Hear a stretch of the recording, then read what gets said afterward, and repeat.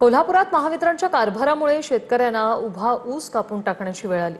आधीच पाणी टंचाई असल्याने शेतकरी संकटात आहेत, तर दुसरीकडे महावितरणकडून 6 तासच वीज पुरवठा केला जातोय।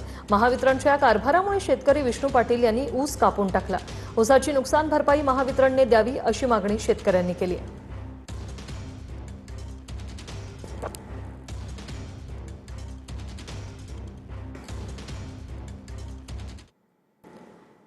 वादळी वाऱ्यामुळे सांगलीतील खानापूर तालुक्यातील अनेक शेतकऱ्यांच्या केळी बागा भुईसपाट झालेल्या आहेत। वादळी वाऱ्यामुळे तालुक्यातील साळशिंग, लेंगरे, नागेवाडी येथील केळीच्या बागा भुईसपाट झालेल्या आहेत।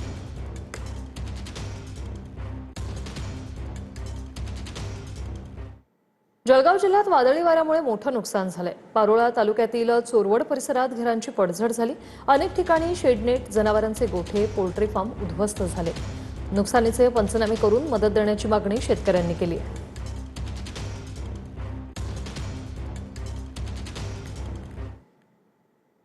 बीडच्या आष्टी तालुक्यातील गहिनीनाथगड परिसरातील चिखलीत जोरदार पाऊस झालेला आहे। वादळी वाऱ्यासह गारांचा पाऊस झाल्याने चिखलीत नुकसान झालेलं आहे। शेतकरी दिनकर लाड या शेतकऱ्याच्या जांभूळ पिकाचं नुकसान झालं। यावर्षी जांभूळ चांगला आला होता आणि दरही चांगला होता, मात्र जवळपास 2 लाख रुपयांचे जांभूळ पिकाचं नुकसान झालंय।